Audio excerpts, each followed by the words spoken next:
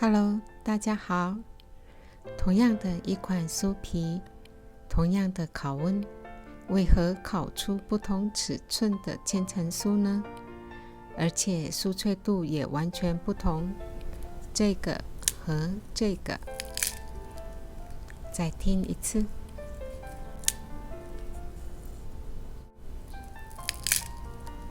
是不是完全不同酥脆度的声音呢？首先，买来的酥皮要先放冷藏室解冻。材料就这样啦。将酥皮摊开之前，先准备一张细胶垫。酥皮解冻后非常的软，容易在拉扯之间变形。下面有一张细胶垫，方便移动，防止拉扯变形。铺好后，在上面撒一些草莓粉，或是其他你喜欢的色粉，再用刷子将它平均刷开来。不好刷开的时候，可以喷一点点水，不要沾蛋液。要做切面的千层酥，刷了蛋液再切的话，蛋液会将切面粘住，会阻扰酥皮撑开，所以不能刷蛋液。喷一点点水，将染色粉刷开来就好。刷好之后，在上面撒一些砂糖，把砂糖稍微压一下，避免在卷的时候掉落。然后将酥皮翻面。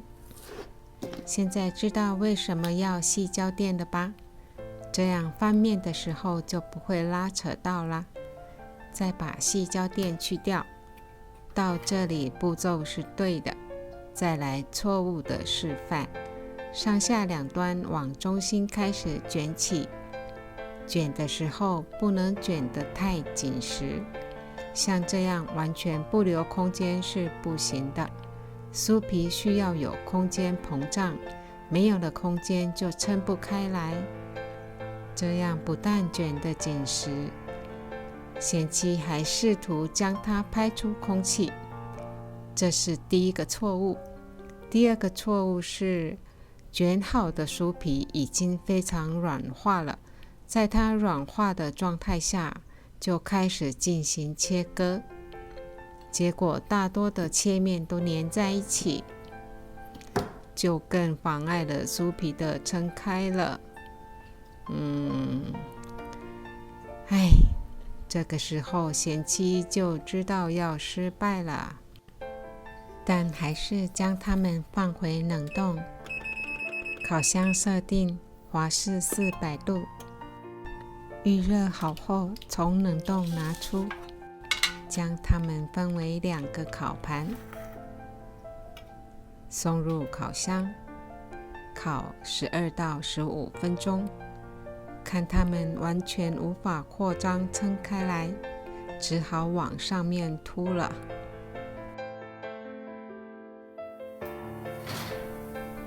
出炉后放凉。完全没有撑开的千层酥，颜色也淡了一点。重新再做一次，这次卷的时候就留空间了。酥皮如果太软的话，卷的时候容易塌下，就放回冰箱冰凉一下。这次染色粉也多撒了一点，像这样，看到没有？中间留了空间，也卷得比较松垮。另一边也一样。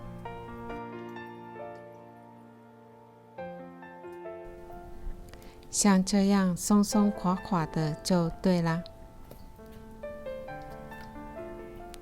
两边卷起来后，将它重叠。这时候酥皮又开始软化了。软化的状况下进行切割的话，又会跟上次一样。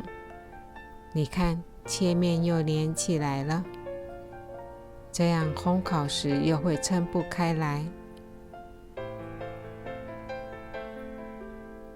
所以必须再放回冷冻，冷冻约15分钟。不要超过15分钟，太硬也不好切。还有重要的一点是，用锯齿刀切比较不会压坏切面。看这样切出来，不但不会粘住，也不会压坏酥皮。切约1公分的厚度。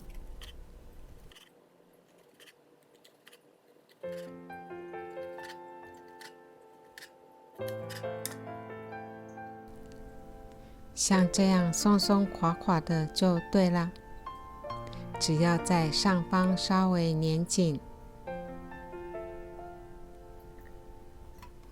切好，摆放在烤盘上，不需要再放回冷冻，直接送入预热好的烤箱，一样华氏400度，烤12到15分钟。这次没有往上面凸出来了。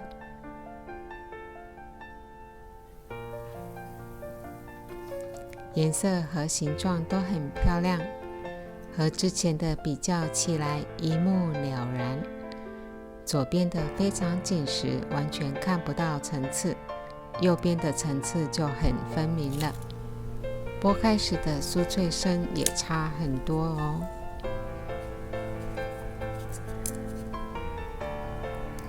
里面太结实了，完全剥不开，好硬啊！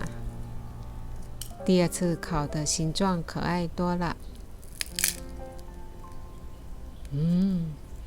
这声音完全就是不一样啊！哦，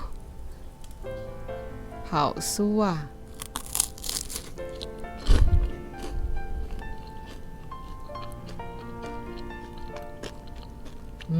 真好吃。市售的酥皮酥脆度不长久，建议大家还是当天吃完哦。